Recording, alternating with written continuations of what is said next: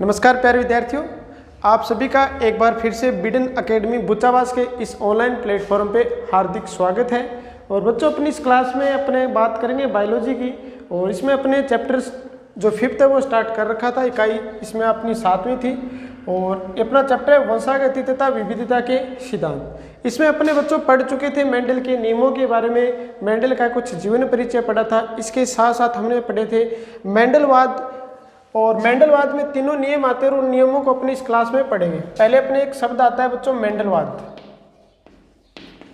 मेंडलवाद क्या है? तो मेंडल के द्वारा जितने भी प्रयोग किए थे उनके निष्कर्षों के आधार पर कुछ नियम दिए गए थे। उन नियमों को अगर हम एक साथ कहना चाहें तो बच्चों मेंडलवाद के नाम से जाना जाता है। यानी मेंडलवाद क्या है बच्चों? तो मेंडलवाद की बात करें तो मेंडल द्वारा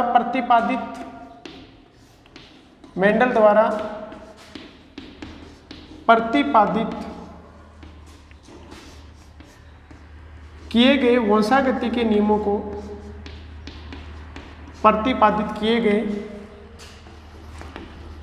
वंशागति के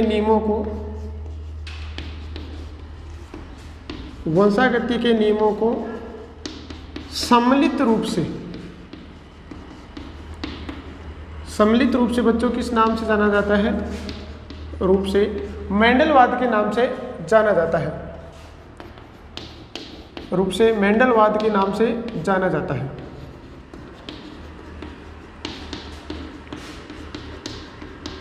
नाम से जाना जाता है।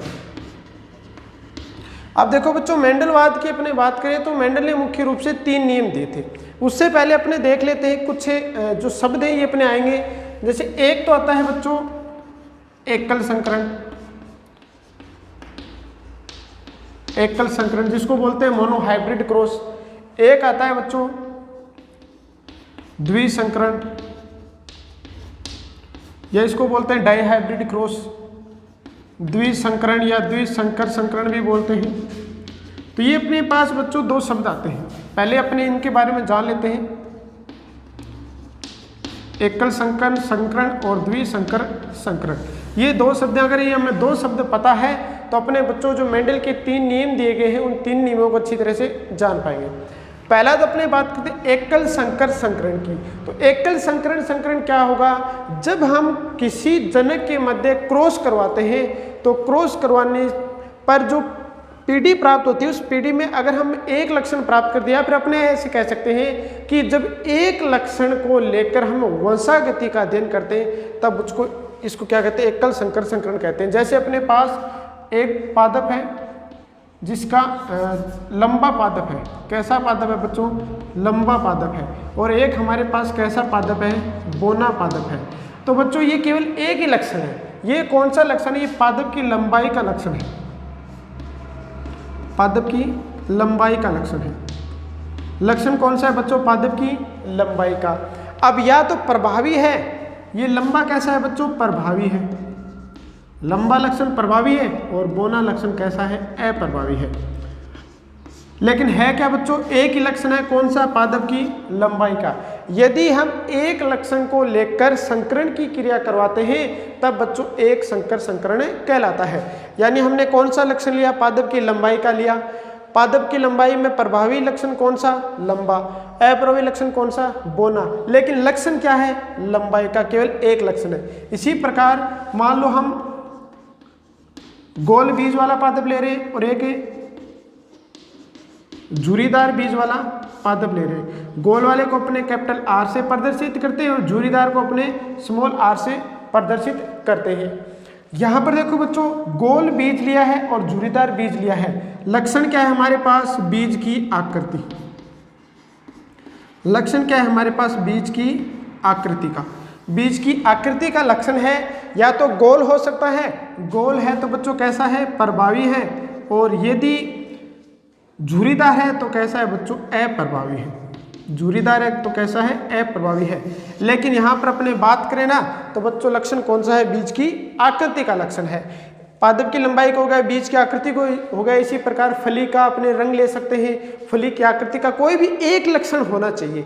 अगर उस एक लक्षण वाले प्रभावी और अप्रभावी के मध्य संकरण करवाएं तो वो कहलाता है बच्चों एक संकर संकरण। उसके बाद आता है द्विसंकर संकरण, एक आता है बच्चों बहुसंकर संकरण भी, बहुसंकर संकरण, एक आता है बच्चों बहुसंकर संकरण। अब देखो तीनों में पहला पता चल गया आपको, क्या लक्षण को कितने होने चाहिए, एक लक्षण होना चाहिए। उसके बाद अपने बात करते हैं द्विसंकर संकरण की। द्वि का मतलब यहाँ पर क्या है बच्चों, द्वि का मतलब दो, लक्षण कितने होने चाहिए हमारे पास, दो होने चाहिए। यदि हम क्या करें, एक ऐसा पादप लें जिसकी बीज की आकृति कैसी हो, गोल हो, और बीजोल का रंग कैसा हो बच्चों, लाल, गोल लाल बीज लेते हैं अपने,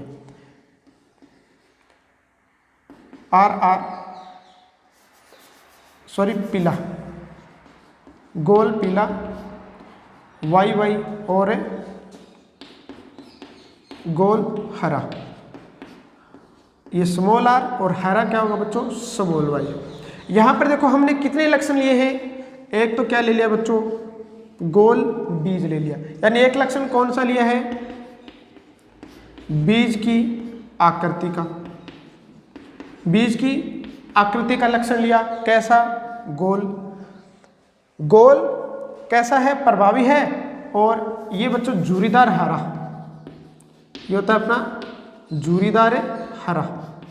अब देखो झूरीदार कैसा, अप्रभावी लक्षण। दूसरा हमने लक्षण लिया है जिसको अपने बोलते हैं बीज चोल का रंग, बीज चोल का रंग। दूसरा लक्षण कौन सा बच्चों, बीज चोल का रंग हो गया, यानी कलर का लक्षण हो गया, और पहला उसकी शेप आकृति का लक्षण हो गया। दो लक्षण हो गए ना। जब संकरण की क्रिया में दो लक्षणों को लेकर उनका संकरण करवाया जाता है या उनकी वंशागति का अध्ययन किया जाता है, तब बच्चों को कहलाता है द्विसंकर संकरण या द्विसंकर संकरण, या फिर इसको अपने बोलते हैं बच्चों डाई हाइब्रिड क्रॉस। तो आपको दो पता चल गया होगा। वैसे अगर हम मेंडल की बात करें तो बच्चों मेंडल ने ट्राई हाइब्रिड क्रॉस करवाया, तो उसके बाद के क्रॉस नहीं करवाई। अगर उसके बाद के क्रॉस करवाता तो बच्चों उसमें जो लक्षण प्रारूप या जीन प्रारूप जो प्राप्त हुए थे उनमें विचलन आ जाता। तो ये भी एक मेंडल की अपने बोल सकते हैं भाग्यशाली रहा था वो। अब देखो यहाँ पर एकल संकर संकरण, हमें केवल दो याद रखने, एकल संकर संकरण और द्विसंकर संकरण, यानी मोनोहाइब्रिड क्रॉस और डाईहाइब्रिड क्रॉस। उसके बाद आता है बच्चों पॉलीहाइब्रिड क्रॉस। पॉली मतलब अगर दो से अधिक लक्षण एक साथ लेकर हम क्या करवाते हैं, संकरण की क्रिया करवाते हैं, तब बच्चों वो कहलाएगा पॉलीहाइब्रिड क्रॉस, या फिर उसको अपने बोलेंगे बहुसंकर संकरण। यानी अपने तो सिलेबस में दो ही काम आते हैं, लेकिन एक तीसरा और आता है बच्चों जिसको अपने बोलते हैं बहुसंकर संकरण। इसको बोला जाता है बच्चों बहुसंकर संकरण। अब बहुसंकर संकरण की अगर हम बात करते हैं तो बच्चों इसमें क्या होगा, दो से अधिक लक्षणों का हम क्या करते हैं, वंशागति का अध्ययन करते हैं। जैसे मान लो हमारे पास बीज की आकृति का हो गया, बीज चोल का रंग हो गया। यदि हम एक लक्षण और लेना चाहें, जैसे पुष्प की आकृति का ले लेते हैं, हमने तीन लक्षण ले लिए। मान लो एक तो बीज की आकृति हो गई, बीज की आकृति होगी बच्चों, ठीक है। दूसरा अपने पास लक्षण आ गया बीज चोल का रंग, बीज चोल का रंग। उसके बाद लक्षण ले लेते हैं अपने पुष्प की आकृति या पुष्प का रंग ले लेते हैं, पुष्प का रंग।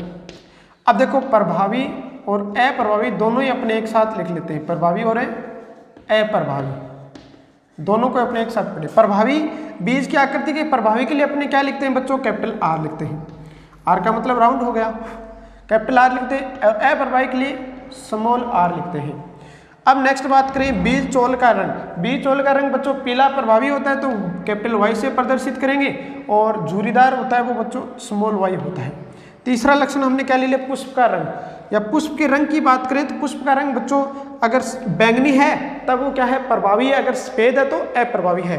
तो इसके लिए बच्चों अपने कैपिटल W से प्रदर्शित करते हैं और अप्रभावी को स्मॉल w से प्रदर्शित करते हैं। तो यहाँ पर अपने पास कितने लक्षण है बच्चों? 2 से अधिक लक्षण है। 3 हो सकते हैं, 4 हो सकते हैं, 5 हो, कितने भी हो सकते हैं, लेकिन 2 से अधिक होंगे।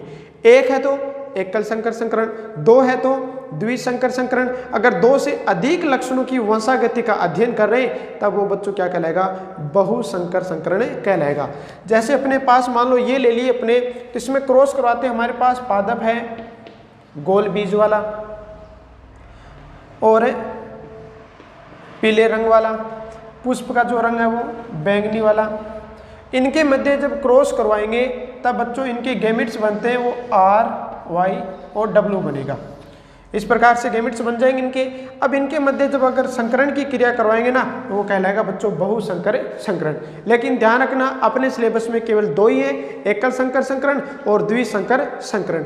इन्हीं एकल संकर संकरण और द्विसंकर संकरण के आधार पर ही बच्चों मेंडल के तीनों नियमों का प्रतिपादन किया गया था। अब कौन सा नियम किस संकर संकरण पर आधारित है और कौन सा किस संकर संकरण पर आधारित है उनकी भी अपने बात करेंगे। लेकिन उससे पहले बच्चों अपने 2 इंपॉर्टेंट शब्द और आएंगे, पीढ़ी, जनक पीढ़ी और संतति पीढ़ी, F1 पीढ़ी और F2 पीढ़ी। उनकी भी थोड़ी सी अपने बात कर लेते हैं, क्योंकि इन नियमों के अंदर वो तीनों की तीनों जो शब्द हमने अभी कहे हैं वो आने वाले हैं। तो अपने बात करते हैं पहले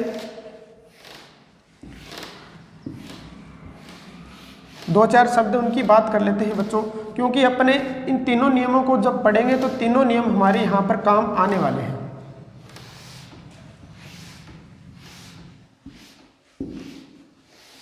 जैसे अपने बात करते हैं बच्चों जनक पीढ़ी,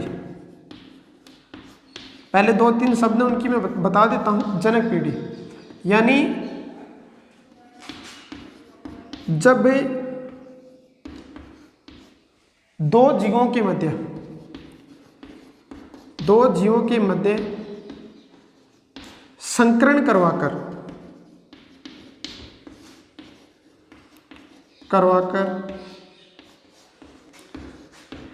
नया जीव उत्पन्न किया जाता है, नया जीव उत्पन्न किया जाता है।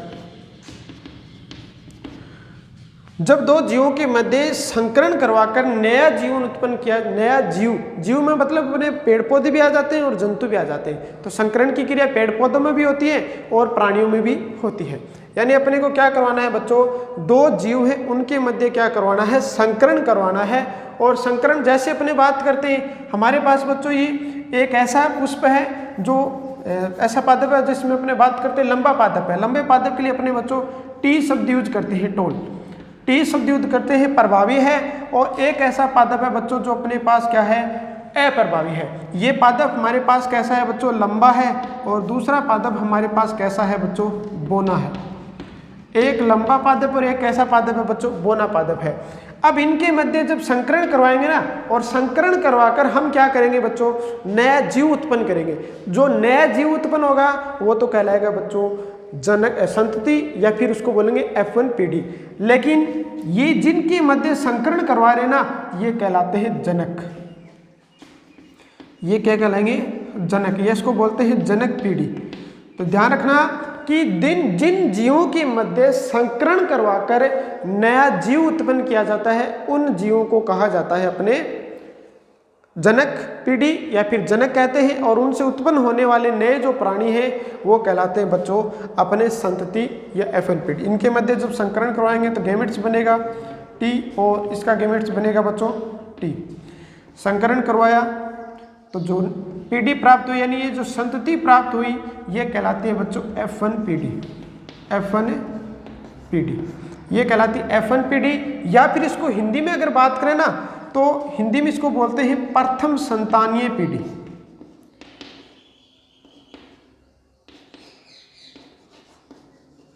प्रथम संतानीय पीढ़ी F1 पीढ़ी, या फिर बच्चों बोलेंगे इसको प्रथम संतानीय पीढ़ी। तो यहाँ पर आपको पता चल गया होगा जनक पीढ़ी कौन सी होती है, जिनके मध्य संकरण करवाकर नया जीव उत्पन्न किया जाता है और उत्पन्न होने वाला नया जीव कहलाता है प्रथम पीढ़ी, प्रथम संतानीय पीढ़ी या F1 पीढ़ी। यदि हम क्या करें, इस F1 पीढ़ी जैसे एक हमारे पास ये प्राप्त होगी, इसी प्रकार अपने पास दूसरी F1 पीढ़ी प्राप्त हो गई। जैसे अपने पास ये पीढ़ी है,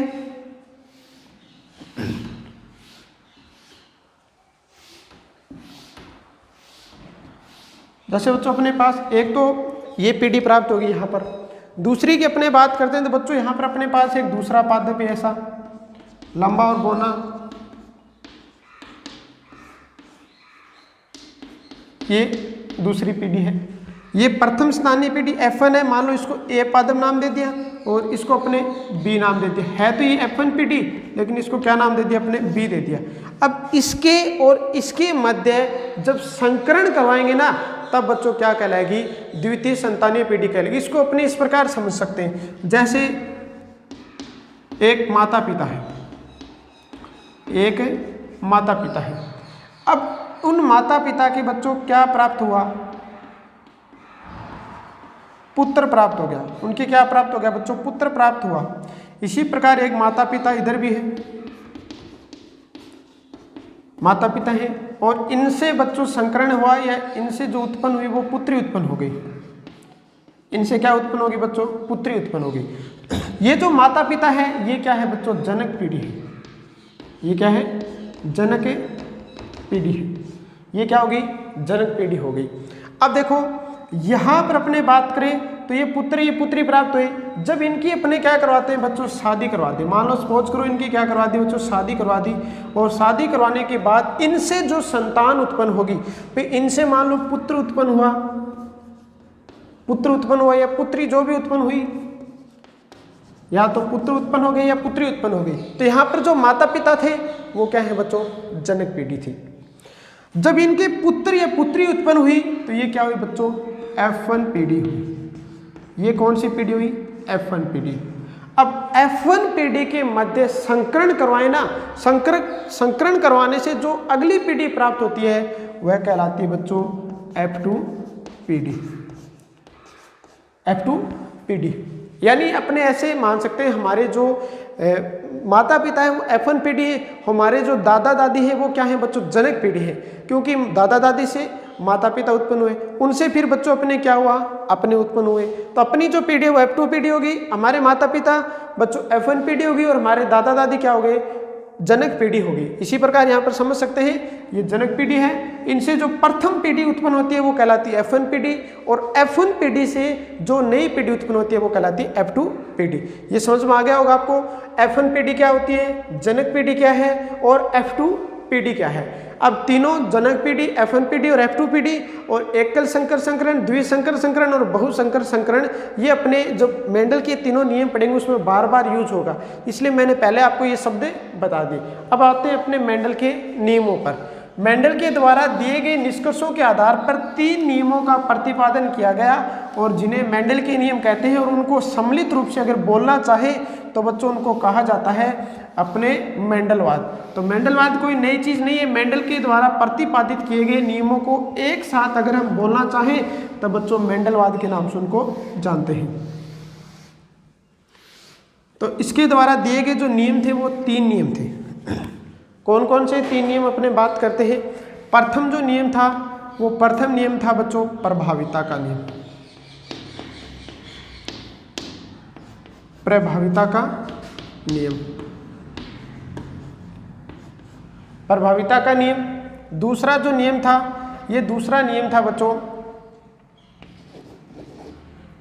युग्मकों की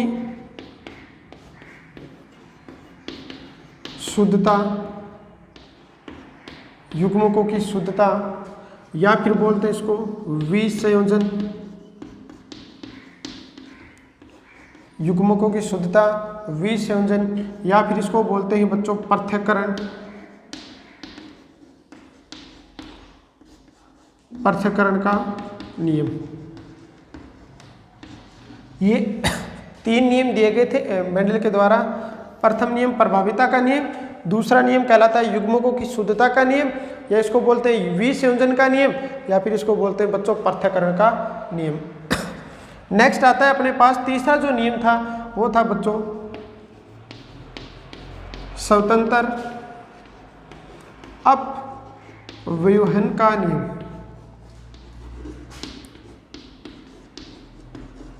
स्वतंत्र अपव्ययन का नियम। ये 3 नियम दिए थे मेंडल ने। अब वैसे अगर देखा जाए तो मेंडल ने बच्चों निष्कर्ष बताए थे, या अपने बहुत बात करें तो एकल संकर संकरण और द्विसंकर संकरण प्रयोग किए थे, उनके आधार पे ये नियम बने जिनको मेंडल के नियम ही कहते हैं। अब इसमें अपने 1 नंबर बात करेंगे बच्चों प्रभाविता का नियम। अब प्रभाविता का नियम क्या कहता है और ये किस पर आधारित है? सबसे पहले तो बच्चों अपने बात करें प्रभाविता का नियम। ये नियम बच्चों F1 PD पर आधारित होता है। F1 PD पर आधारित। सबसे इंपॉर्टेंट चीज बात करें तो बच्चों ये नियम किस आधार पर दिया गया था? F1 PD के आधार पर दिया गया था। ये कैसा है बच्चों? F1 PD पर आधारित है। अब यहाँ पर 2 शब्द की ओर चर्चा कर लेते हैं। एक आएगा बच्चों अपने प्रभावी लक्षण और प्रभावी जीन भी आएगा। एक आएगा बच्चों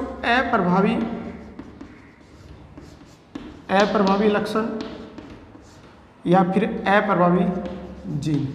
ये अपने 2 शब्द और आने वाले आगे। प्रभावी लक्षण, प्रभावी लक्षण कौन से होते हैं? प्रभावी लक्षण वे लक्षण होते हैं जो F1 PD में प्रकट हो जाते हैं। प्रभावी लक्षण कौन से होंगे? जो F1 PD में प्रकट हो जाएंगे। तो प्रभावी लक्षण कौन से होंगे? जो F1 PD में प्रकट हो जाते हैं। जो F1 PD में क्या हो जाएंगे बच्चों? प्रकट हो जाएंगे। अप्रभावी लक्षण कौन से होंगे? जो F1 PD में प्रकट नहीं हो पाते। भी जो F1 PD में प्रकट हो गए वो तो प्रभावी लक्षण है, और जो F1 PD में प्रकट नहीं हो पाते वो बच्चों कैसे है? अप्रभावी लक्षण है। प्रभावी जीन की बात करें तो वह जीन जो F1 PD में अपने लक्षण प्रकट करता है, F1 PD में अपने लक्षण प्रकट करता है। भी जो F1 PD में अपने लक्षण प्रकट कर देगा वह जीन कहलाएगा प्रभावी जीन, और जो लक्षण प्रकट होंगे वे लक्षण कहलाएंगे बच्चों प्रभावी लक्षण। और वह जीन जो बच्चों F1 PD में प्रकट नहीं हो पाता, F1 PD में प्रकट नहीं हो पाता वह कहलाता है अप्रभावी जीन, और जो लक्षण प्रकट नहीं हो पाते वो कहलाते हैं अप्रभावी लक्षण। तो ये चारों शब्द और ध्यान रखना, ये भी यहाँ पर काम आएंगे। तो सबसे पहले अपने बात करते हैं बच्चों प्रभाविता का नियम क्या कहता है और ये किस पर आधारित है। तो प्रभाविता के नियम की अगर बात करते हैं तो बच्चों प्रभाविता का नियम F1 PD पर आधारित होता है। और नेक्स्ट बात करें एक संकर संकरण की F1 PD पर आधारित है। मेंडल का एक तीसरा नियम आता है, वही नियम केवल बच्चों किस पर आधारित है? द्विसंकर संकरण पर आधारित है। बाकी जो नियम है वो बच्चों एक संकर संकरण पर आधारित है। सबसे इंपॉर्टेंट बात F1 PD पर आधारित है। नेक्स्ट इसमें बात करें प्रभाविता के नियम है तो बच्चों ये क्या है? एकल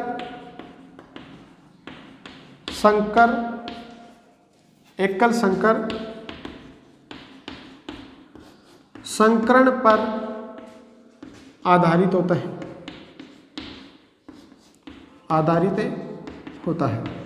या फिर बच्चों अपने ऐसे कह सकते हैं कि प्रभाविता का नियम एकल संकर संकरण की F1 PD पर आधारित होता है। F1 PD पर आधारित है, या फिर अपने ऐसे भी कह सकते हैं बच्चों कि यह प्रभाविता का नियम एकल संकर संकरण की F1 PD पर आधारित होता है। दोनों एक ही बात है। अब देखो ये नियम कहता क्या है? ये नियम कहता है कि वही लक्षण F1 PD में प्रकट हो पाते हैं जो प्रभावी होते हैं, या फिर प्रभावी जीन के द्वारा नियंत्रित होते हैं, वही लक्षण प्रकट हो पाते हैं। तो इस नियम की अगर हम बच्चों बात करना चाहें तो ये नियम क्या कहता है? ये नियम कहता है, या अपने कह सकते हैं इस नियम के अनुसार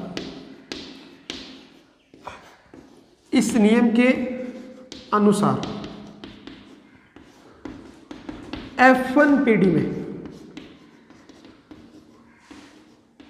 वही लक्षण प्रकट हो पाते हैं हो पाते हैं, जो प्रभावी होते हैं, जो प्रभावी होते हैं। यानी F1PD में बच्चों कौन से लक्षण प्रकट होंगे? वही लक्षण प्रकट होंगे जो क्या होंगे? प्रभावी होंगे। या फिर अपने ऐसे कह सकते हैं, अर्थात F1PD में प्रभावी जीन ही अपने लक्षण प्रकट कर पाते हैं, लक्षण प्रकट कर पाते हैं, अपने लक्षण प्रकट कर पाएंगे। जैसे मेंडल ने एग्जाम्पल दिया कि यदि हम क्या करते हैं, लंबे पादप व बोने पादप को अपने बच्चों स्मॉल टी से प्रदर्शित करते हैं के मध्य अपने क्या करवाएं, के मध्य संकरण करवाएं,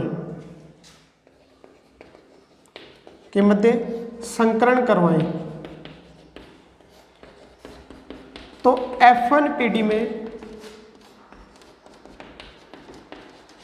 सभी पादप कैसे प्राप्त होंगे बच्चों? लंबे प्राप्त होते हैं, सभी पादप लंबे प्राप्त होते हैं। जैसे एग्जाम्पल की बात करते हैं अपने, हमारे पास कैसा पादप है? लंबा पादप है। और लंबा भी कैसे बच्चों? समयुग्मजी लंबा, यानी कैपिटल टी से प्रदर्शित करेंगे। और एक पादप कैसा है बच्चों? बोना पादप है। बोना कैसा? टी। यहाँ पर जो लंबा है, या फिर अपने कह सकते हैं प्रभावी जीन कौन सा है? प्रभावी जीन यहाँ पर कैपिटल टी है। अगर अप्रभावी जीन की बात करें, अप्रभावी जीन कौन सा है बच्चों? स्मॉल टी है। या फिर अपने बात करें प्रभावी लक्षण की, प्रभावी लक्षण कौन सा है बच्चों? लंबा है। प्रभावी लक्षण लंबा है। और अप्रभावी लक्षण की बात करें तो अप्रभावी लक्षण कौन सा है बच्चों? बोना है। अप्रभावी लक्षण कौन सा है? बोना है। इनके मध्य हमने क्या करवा दिया? संकरण करवा दिया। गेमेट्स बनेगा, एक टी आएगा, और इससे भी गेमेट्स क्या आएगा?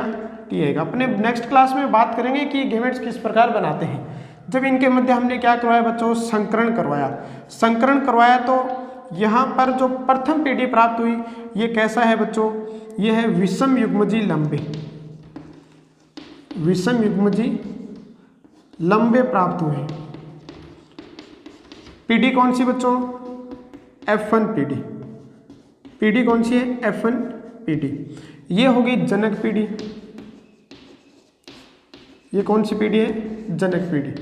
तो यहाँ पर आप देख सकते हैं कि जब हम समयुग्मजी लंबा और समयुग्मजी बोने पादप के मध्य संकरण करवाते हैं, तब केवल F1PD में वही लक्षण प्रकट हो पाते हैं जो प्रभावी होते हैं, या आप अपने कह सकते हैं प्रभावी जीन के द्वारा नियंत्रित होते हैं। यहाँ पर प्रभावी जीन कैपिटल टी है, तो यहाँ पर जब कैपिटल टी आ गया तो स्मॉल टी को प्रकट नहीं होने देगा, ये इसके प्रभाव को रोक देगा। यानी प्रभावी है वही अपना प्रभाव प्रकट कर पाता है। प्रभावी लक्षण कौन सा है बच्चों? लंबा है। यहाँ पर जो F1PD के अंदर जो पादप बनते हैं, वो सभी पादप कैसे होते हैं? सभी पादप विषम युग्मजी, या फिर विषम युग्मजी को बच्चों एक अन्य शब्द भी अपने यूज लेते हैं, अशुद्ध लंबे प्राप्त होते हैं। विषम युग्मजी को बोलते हैं अशुद्ध लंबे प्राप्त होते हैं। तो यहाँ पर ये प्रभाविता का नियम समझ में आ गया होगा। इस नियम के अनुसार F1PD के अंदर केवल वही लक्षण प्रकट हो पाते हैं जो बच्चों क्या होते हैं? प्रभावी होते हैं। और मेंडल ने एक एग्जाम्पल भी दिया था। इस आधार पे हमें पहला नियम पता चला, प्रभाविता का नियम। प्रभाविता का नियम किस पर आधारित है? यहाँ पर हमने कहाँ पर देखा है? F1PD तक पढ़ा है। तो ये नियम कहाँ पर आधारित, किस पर आधारित है? F1PD पर आधारित है। और लक्षण कितने हैं बच्चों? एक लक्षण लिया है, तो एकल संकरण। यानी इसमें लक्षण कौन सा है बच्चों? लंबाई का है। लंबा है पादप, या फिर बच्चों पादप कैसा है? बोना है। लक्षण कौन सा है? पादप की लंबाई का। पादप की लंबाई का। तो ये प्रभाविता का नियम एकल संकर संकरण की F1 पीढ़ी पर आधारित होता है। ये अपना नियम होता है कंप्लीट पहला, और इसके आगे वाले जो दो नियम हैं, दूसरा अपने बात करेंगे युग्मकों की शुद्धता या पृथक्करण का, और तीसरा स्वतंत्र अपयून का नियम, उनके बारे में अपने बात करेंगे बच्चों नेक्स्ट क्लास के अंदर। मुझे ऐसा इस क्लास में आपको समझ में आ गया होगा। अगर कोई डाउट है तो आप हमें पूछ सकते हैं। तो मिलेंगे बच्चों नेक्स्ट क्लास में, तब तक के लिए आप लोग पढ़ते रहिए, मस्त रहिए, धन्यवाद।